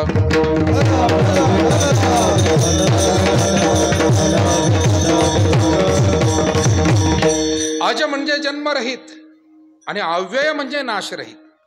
भगवान जन्म मृत्यू रहित आहे आणि म्हणून तो प्रगट झाला. फक्त कृष्णा अवतारातही 8 वर्षाची मूर्ती प्रगट झाली होती, पण देवकी म्हणाल्या माझं बाळ हो, मग होय भक्ती केला तैसा. खरं तर श्रीकृष्णाच्या वाट्याला दुःख खूप आली, पण या महात्म्यानं आपल्या दुःखाचा चकार उच्चारही कधी केला नाही. अवघं आयुष्यभर इतरांचेच प्रश्न सोडवत राहिला आणि सगळ्यांना सुख वाटण्याचं काम करत राहिला. राजपुत्र होता, पण हे बाळ गुप्तपणे गोकुळात पोहोचवलंय, हे ध्यानात घ्या. पूर्वीच्या काळी काही राजवंशामध्ये असे इतिहास घडलेले आहे की आपला वंश वाचावा, आपल्यावर आक्रमण होत आहे, निदान पुढचा वंश वाचावा म्हणून एखाद्या नोकरा चाकरांच्या हाती ती लहानी बाळ ते पसार करायचे. राजवंशामध्ये अशा गोष्टी, कारण आक्रमण एकमेकावर व्हायचे. असंच घडलंय, आपण नीटपणे त्याचा विचार करत नाही. कारण आतापर्यंतची बालकं मारलीत कंसानं, 6ही मारीत दुराचारी. 7वा गर्भ योग मायेनं रोहिणी उदरात नेऊन घातल्यामुळे तो वाचलाय आणि 8व्या वेळेला आता हे बाळ वाचलं पाहिजे म्हणून मिळालेली जी संधी होती तिथून ते बाहेर पडले, त्या बाळाला इकडे आणून ठेवलं. हे वसुदेव आणि देवकी व्यतिरिक्त कोणालाही ठाऊक नव्हतं, नंद यशोदेला सुद्धा नाही. आणि म्हणून तसा श्रीकृष्ण हा अनाथ होता. 1 दिवसाचा असतानाच आई वडिलापासून त्याला दूर व्हावं लागलं. थेट तरुणपणी त्याला आपले आई वडील भेटले. 1 दिवसाचं बाळ आई वडिलाला सोडून जाणं म्हणजे केवढा भयंकर प्रसंग आहे. परंतु श्रीकृष्णानं हे दुःख सुद्धा, बरं हे त्याला ठाऊक आहे ना, इतरांना जरी ठाऊक नसलं तरी हे त्याला ठाऊक आहे. पण त्याला ठाऊक असूनही त्याला माहीत होतं ही माता यशोदा एवढं प्रेम माझ्यावर करते, त्याच्यामुळे मी कधीच म्हणणार नाही की मी देवकीचा आहे. ही जर एवढं प्रेम करते तर ही सुद्धा माझी देवकी समान माता आहे. या त्यानं शेवटपर्यंत तत्व जपलं. तो शेवटपर्यंत कधी म्हटला नाही. उलट अधिक लढिवाळपणानं ते यशोदेशी तो वागत राहिला. भूक लागली की त्यानं सांगावं, तहान लागली की त्यानं सांगावं, काही हट्ट धरला तर त्यानं रडत बसावं. आता सांगा, हा बालकृष्ण भगवान आहे कसं कळावं? कृष्णस्तु भगवान स्वयं. कोणी म्हणतील देव रडतो का? कारण त्यानं बालसुलभता पत्करलेली. गुरुवर्य नारायणगिरीजी महाराज म्हणायचे की बाबा हो, सोंग घेऊ नये, आणि सोंग घेतलं तर ते कडेला लावल्याशिवाय राहू नये. सोंग घेऊ नये, पण जर घेतलं तर, आता सोंग म्हणजे एक भूमिका, एक जबाबदारी, असा शब्द आणखी चांगला घेऊ आपण, जबाबदारी. जसं आमचे चोपदार आहे, एक चोपदार म्हणून त्यांची जबाबदारी असते ना, ते कपडे वगैरे. पण उन्हाळ्याचे दिवस हे लागलं गरमायला, एका चोपदारानं काढलं काय अंगरखं. हे आमचे दोन्ही चोपदार चांगले. अरे कीर्तन चालू आहे, तू अंगरखं का काढलं? नाही लय गरमायला लागलं म्हणे, हे अंगरखं हे तुम्ही ना, आज सप्ताह चाललो मी. म्हणून मी म्हणलं डोके फिरलेल्यांमुळे लय घोटाळे होतात. मुद्दा काय आहे? सोंग घेऊ नये. आणि सोंग घेतलं तर, गुरुवर्य महाराज एक उदाहरण सांगायचे म्हणे, एका गावामध्ये आखाडीची सोंग होती आणि त्यामध्ये एका धनिक माणसानं भिकाऱ्याचं सोंग घेतलं. गावातलेच लोक त्यामध्ये कलावंत म्हणून काम करायचे त्या आखाडीच्या सोंगात. कोण काय व्हायचं, कोण राम व्हायचा, कोण रावण व्हायचा, कोण काय व्हायचं. ते भिकाऱ्याचं एक सोंग होतं. आता ज्यानं ते भिकाऱ्याचं सोंग पात्र घेतलं तो माणूस धनवान होता, चांगला होता, प्रतिष्ठित होता. पण सोंग घेतलं, मग ते फाटके कपडे घातले, ते फुटलेलं ताटली हातात घेतली आणि ते केस आपले असे वेडेवाकडे केले, तोंडाला काही काळे वगैरे असे डाग लावून घेतले मुद्दाम. आणि असं त्यानं भिकाऱ्या, द्या हो माईबाप 1-2 पैसा, द्या हो धर्माला, आशीर्वाद लागेल तुमच्या मुलाले कराला, असं तो म्हणू लागला, फिरू लागला. सोंग घेतलेलं होतं. आता त्याचे काही मित्र होते तिथं, ते सोंग घेतलेलं असल्यामुळे, त्याचे गावातलंच असल्यामुळे मित्रही होते.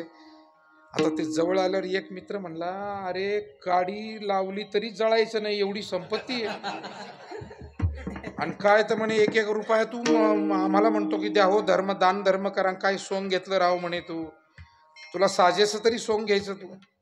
तो म्हणला, पहा मी सोंग घेतलेलं आहे, उगीच मला बोलायला लावू नका आणि टोचून बोलू नका म्हणे. गेला पुढं, परत त्याचं काम चालू झालं. 1-2 पैसा.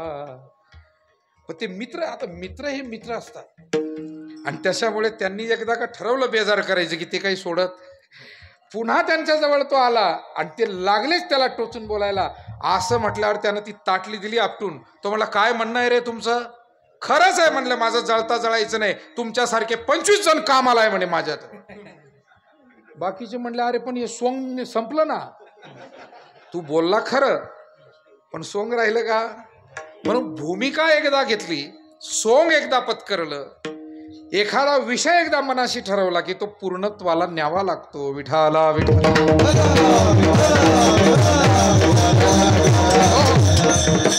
भगवंतानी ठरवलं होतं बालरूप घेऊन यायचंय. माता रडावं लागणार आहे, भूक लागली सांगावं लागणार आहे, हट्टही करावं लागणार आहे.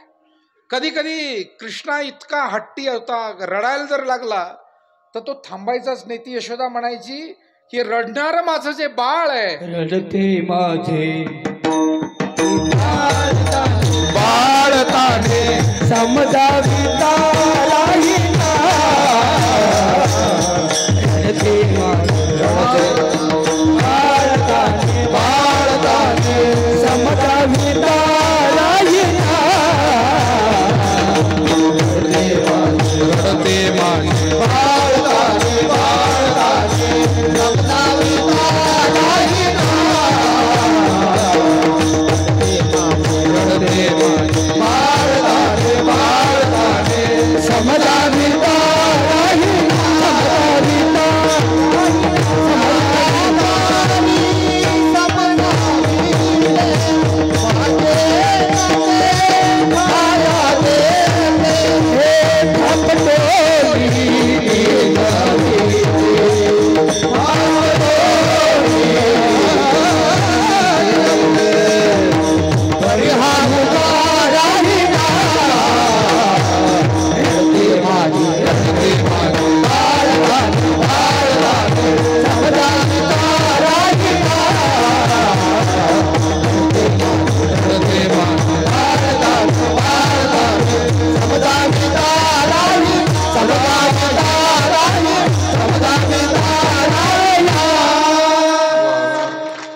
रडते माझे बाळ तान्हे, समजावी ताराहीना.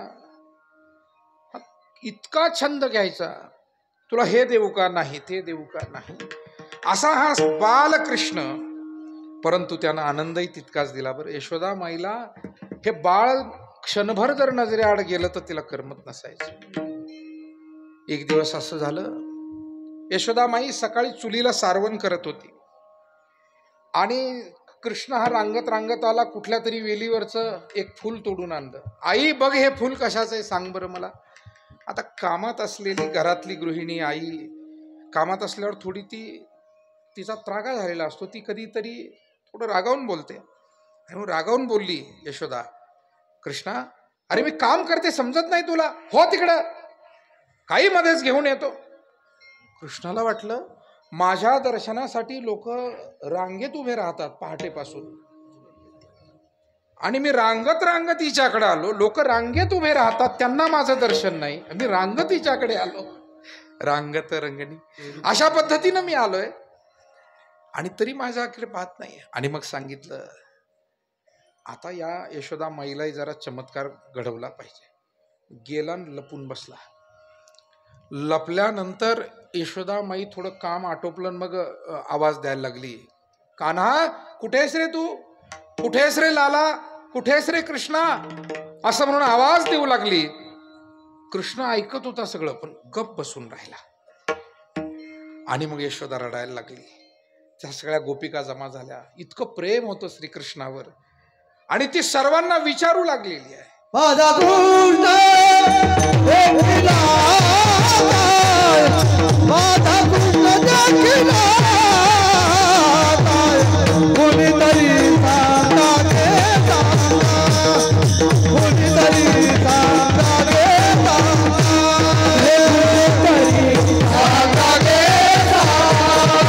कोणीतरी सांगा गे सांगा, कोणीतरी सांगा गे हाती घेऊन या फुल अंग निरांगत आले मुल, होते सारवित चूल, कैसी भूल पडली, कोणीतरी सांगा गे सांगा, कोणीतरी सांगा.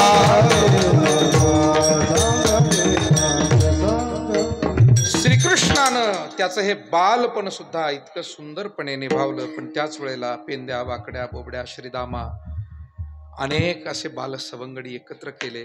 आणि भगवंताला माहिती होतं, मी फक्त नंद यशोदा माईसाठी नाही आलो गोकुळामध्ये.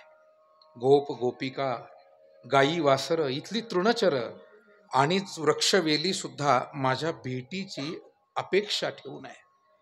कारण गोकुळातील तेथील तृण आणि पाषाण तेही देव जाणावे.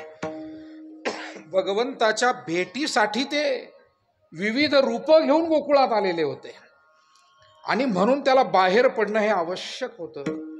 मला असं वाटतं, महत्वाची जबाबदारी जी खांद्यावर घेतलेली माणसं असतात, त्या माणसांना सर्वांच्या वाट्याला जावं लागतं. सर्वांना जरी ते आपले वाटत असले, पण तरी सुद्धा त्यांना सर्वांकडे गेल्याशिवाय पर्याय नाही, सर्वांना वेळ दिल्याशिवाय पर्याय नाही. आणि म्हणून यशोदा माईला वाटायचं, नाही यानं माझ्या जवळच थांबावं, यानं नजरेआड होऊच नये. मग कृष्णाच्या मनात विचार आला, आता आईला परवानगी मागावी तर आई देणारच नाही, आता काहीतरी युक्ती केली पाहिजे. आणि म्हणून मग काय केलं, सगळ्या बालसवंगड्यांना घेऊन एका निर्णयातून अनेक गोष्टी साध्य करायच्या. एक तर गोपिकांच्या घरी चोरीच्या निमित्तानं जाणं होईल, गोपाळांना प्रसाद देणं होईल. आणि तक्रारी येतात म्हणून आई सुद्धा म्हणेल, आता तू जा एकदाचा कुठंतरी, तुला एखाद्या हॉस्टेलला टाकावा लागतो, तुला आता महाराजांकडे नेऊन घालावा लागतो. त्याच्यामुळे बरेच निवडून निवडून आणलेले असतात आमच्याकडे. विठाला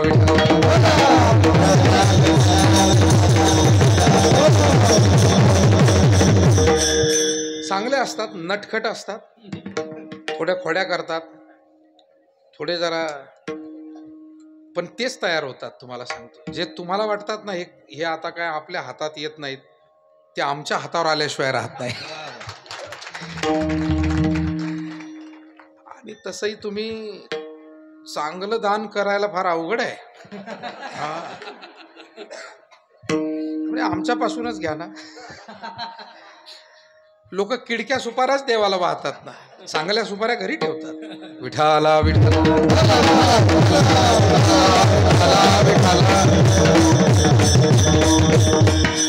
आणि म्हणून काही असलं तरी माणसाची श्रद्धा चांगली असेल, प्रयत्न चांगले असतील, तर जीवनामध्ये किती प्रतिकूलतेतून काही ना काही अनुकूलता तयार होते आणि माणसं आपापल्या पूर्वभाग्याप्रमाणे काही ना काही चांगलं करू शकतात. मुद्दा इतकाच आहे. श्रीकृष्णा नटखट होता आणि म्हणून त्यानं चोरी सुरू केली. घर पाहुणे एकांताचे, नवविधा नवनीताचे. पण त्या ठिकाणी जाऊन तो चोरी करायचा. सगळे गोपाळ त्याच्या सोबत असायचे. मग तो काय करायचा, शिंक दूर लावलेलं असायचं. मग शिंके लावी आले दुरी, होतो तिघांचे मी वरी. सत्व रजतम हे त्रिगुण खाली घातल्याशिवाय या भक्ती सुखापर्यंत, ब्रह्मसुखापर्यंत, आत्मसुखाचा हा काल आहे. जो ब्रह्माचं ऐक्य आहे, हे भक्ती सुख आहे, हे ब्रह्मसुख आहे, हे प्रतिकात्मक इथे लावलेलं आहे. बरं, हे दह्यानीला ही प्रतिकात्मक टाकलेली आहे. पण या सुखापर्यंत, म्हणून आमची संस्कृती आम्हाला तळागाळात रुतायला, तिथे पडून राहायला सांगत नाही. त्याच्यापासून तुम्ही उठा आणि थोडे जीवनाला उंच घेऊन या. देव पाहो, देव पाहो, उंच ठाई. उंच म्हणजे फक्त भौतिक उंची नव्हे, विचारांची, संस्काराची, आचाराची उंची वाढवा, म्हणजे त्या सुखापर्यंत जाता येईल. हा संदेश श्रीकृष्णानं दिला.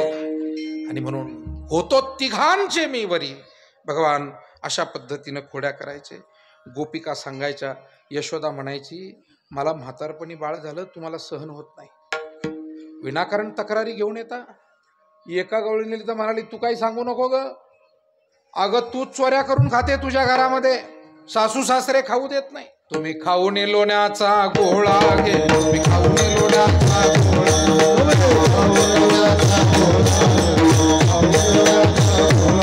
आळ घेता या गोपाळा घे, आळ घेता या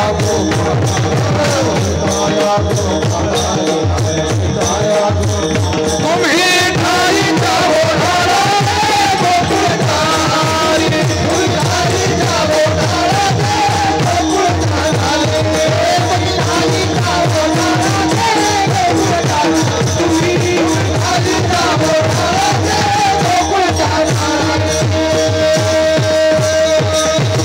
यशोदा माईचं आणि गोपिकांचं प्रेमाचं लुटुपुटूचं भांडणही कधी व्हायचं. आणि शेवटी यशोदा माईकडे तक्रारी जास्तच वाढल्या. काही गोपिकांनी ठरवलं, आपण एकटी एकटी गेलं की हे म्हणणं मान्य होत नाही, आपण काय करू, थोडं एकत्रित जाऊया. एकत्रितपणे आपलं म्हणणं मांडल्यास ते थोडं प्रभावी ठरतं. हे आज लोकशाहीमध्ये नाही तर ते थेट द्वापार युगामध्ये सुद्धा गोपिकांना माहिती होतं. आणि म्हणून मिळवून याव घ्या गवळणी, येती नंदाचे अंगणी, जातो आम्ही गोकुळ सोडून आमुच्या असूना. आता मात्र यशोदा माईला वाईट वाटलं आणि तिनं श्रीकृष्णाला समजावण्याचा प्रयत्न केलेला आहे. हरी तू खोड्या, हरी तू खोड्या, हरी तू खोड्या नको करू माझे बाबा, हरी तू खोड्या, हरी तू खोड्या, हरी तू खोड्या नको करू माझे बाबा, हरी तू खोड्या, हरी तू खोड्या, हरी तू खोड्या नको करू माझे बाबा, हरी तू खोड्या, हरी तू खोड्या, हरी तू खोड्या नको करू माझे बाबा.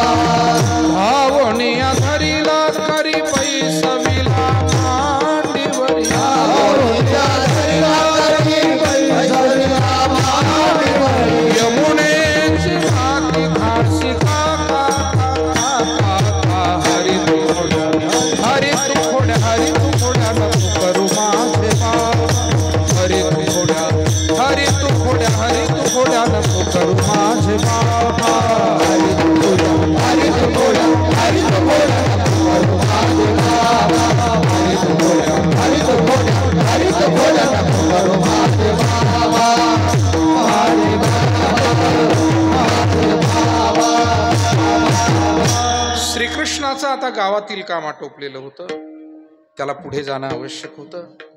त्याला रांगतानाचं चरित्र आटोपतं घ्यायचं होतं. आणि आता गायी चारण्याची त्यालाही उत्सुकता लागलेली होती. कारण पुतना मावशी मारली, महाबळ भटाची विटंबना केली, शकटासुराचा उद्धार केला, तृणावर्त राक्षसाचा सामना केला.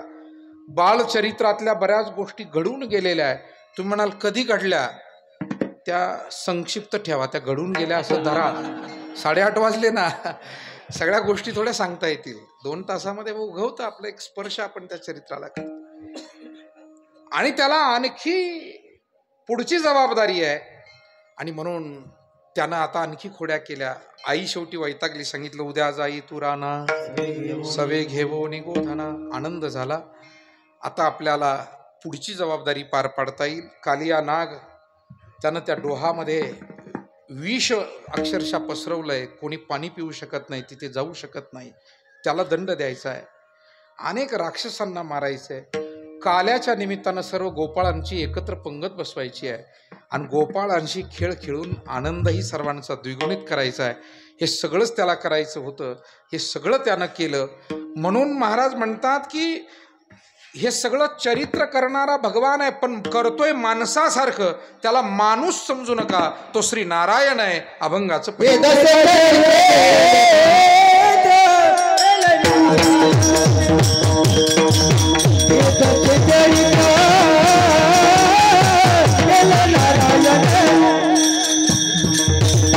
दसे चरित्र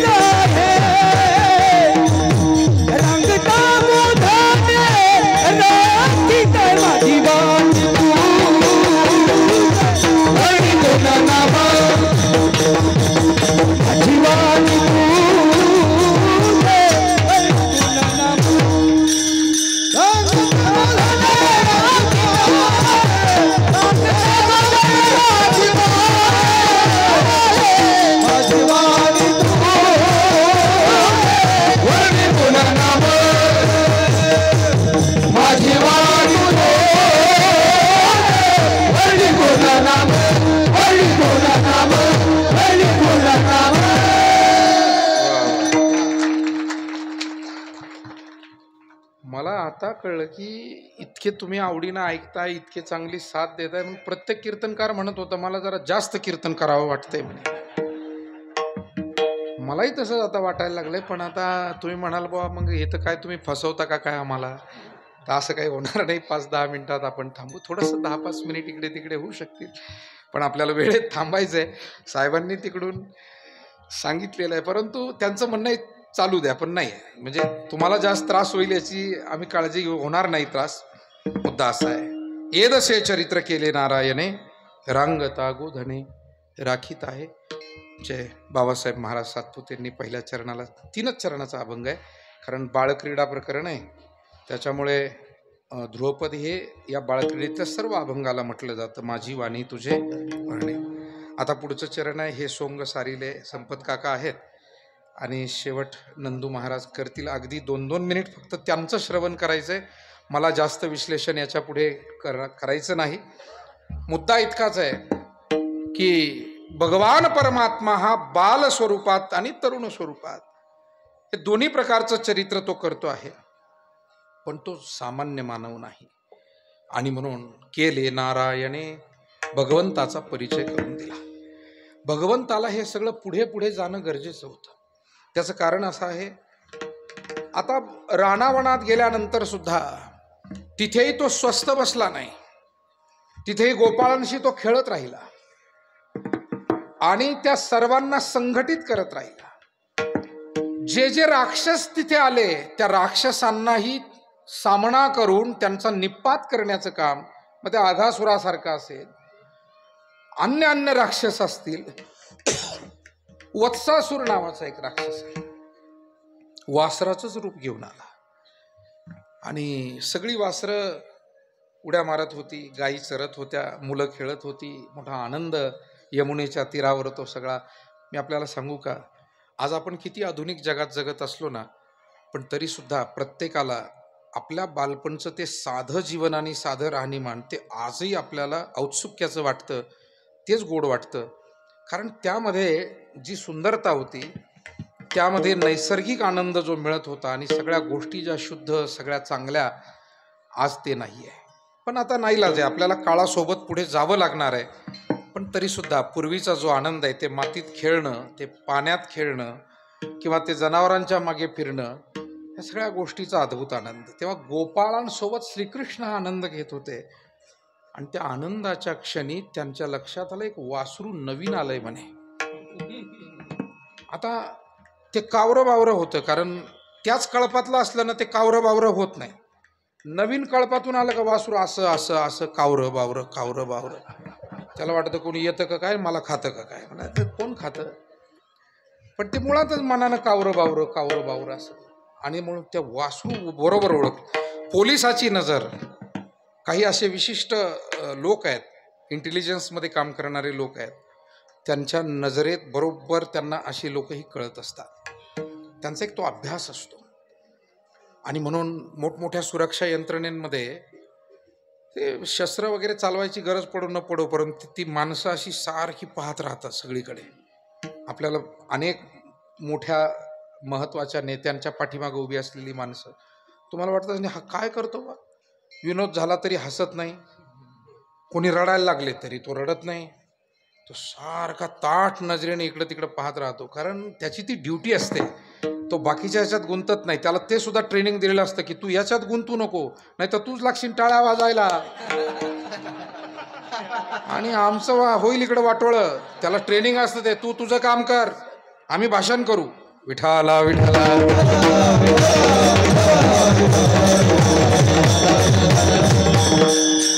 म्हणून हे सभेत ठीक आहे हो हे माणसं, पण हे जर कीर्तनात आणले ना ते खरंच नाचायला लागतील इथे. कारण हे कीर्तनाचा रंगच असा आहे, इथे देव नाचतो, माणूस नाचेल यात काय. आणि मग घोटाळा होऊन जायचा सगळा. पण कीर्तनाला ते लागतही नाही काही, तो एक भाग आहे. मुद्दा इतकाच आहे की नजर, श्रीकृष्णाला काय जगामध्ये शोधणं अवघड आहे. मुळात जगातल्या पारखी लोकांच्या नजरेत बरं आणि वाईट हे त्यांना कळत असतं, पण तरी आपल्या किती हुशार नजरा असल्या तरी आपल्यालाही धोका होतो. पण परमेश्वराच्या नजरेतून कोणाचंच पुण्यही सुटत नाही आणि पापही सुटत नाही. छोटंसं पुण्य केलं खारुताईनं, ते सुद्धा त्याच्या नजरेतून सुटलं नाही. आणि त्यानं प्रेमानं रामप्रभूनं तिला आशीर्वाद दिला खारुताईला. आणि म्हणून तो वत्सासूर आलेला पाहिला आणि श्रीकृष्ण धावतच गेले त्या वत्सासूर. त्यांच्या लक्षात आलं, अरे हा राक्षस आहे, वासराचं रूप घेऊन आलेला आहे. आणि हा आता आपल्या या वासरांना मुलांना मारण्यासाठीच आलेला आहे. संकट आहे मोठं. संकट हे त्याचा परिणाम दाखवण्याच्या आत हेरणं आणि तिथेच त्याला नेस्तनाबूत करणं, ही खरी सूचकता आहे बरं का. याला खरं शौर्य म्हणायचं, याला खरी सावधानता म्हणायचं. बऱ्याच वेळेला बऱ्याच गोष्टी घडून जातात आणि मग माणसं म्हणतात काय बा माझ्या लक्षातच नाही आला. असं नाही. छत्रपती शिवरायांच्या बाबतीमध्ये ते अष्टावधानी होते म्हणतात. अष्टावधानी म्हणजे काय, एकाच वेळी 8 ठिकाणी जे लक्ष देऊ शकतात, बोलतही असतात, लक्षही देतात, दुसरं काम काय करायचंय त्याचा विचारही करत असतात. म्हणजे एका वेळी जे 8 गोष्टी आपल्या मेंदूत करू शकतात त्याला म्हणतात अष्टावधानी. आपल्याला एकावधानी होणं अवघड आहे. आपल्याला जेवण करता करता आपली जीभ आपल्या दाताखाली येते, तेवढं एक काम नीट जमाना. विठाला विठाला विठाला विठाला. अभ्यास करावा लागेल, आपल्याला प्रयत्न करतच राहावे लागतील की आपल्याला अशा पद्धतीनं सजग. आणि काळ फार, तरुण पिढीला तर मी विनंती नेहमी करत असतो की आपल्या वाडवडिलांचा काळ, जुना काळ जो होता तो थोडासा स्वस्त आणि चांगला काळ होता. धोके कमी होते, अडचणी कमी होत्या. आता धोके वाढलेले आहे, व्यवहारात आहे, तुमच्या अनेक प्रकारच्या कामात आहे. आणि त्यामुळे अधिक अवधानपूर्वक सावधान राहून तुम्ही दक्ष राहणं, लक्ष देणं आणि आपल्या आयुष्याचं मातेरं होणार नाही, आपलं आयुष्य वाया जाणार नाही, आपल्या आयुष्यामध्ये चुकीचा निर्णय होणार नाही याची काळजी घेणं ही फार मोठी जबाबदारी तरुण पिढीवरती आहे. कारण मोठं आयुष्य पुढे पडलेलं असतं. आणि म्हणून कृष्ण सावध आहे. त्या वत्सासुराने त्याचं काम दाखवायच्यात कृष्णाने त्याचं काम केलं, गेले त्याची मान मुरगळली आणि त्याला तिथे मारलं. असा चला असे अनेक राक्षस मारले. पण हे सगळं काम भगवान का करत होते, कारण त्यांना आणखी पुढे बरंच करायचं होतं अभंगाचं. हे सोंग सारी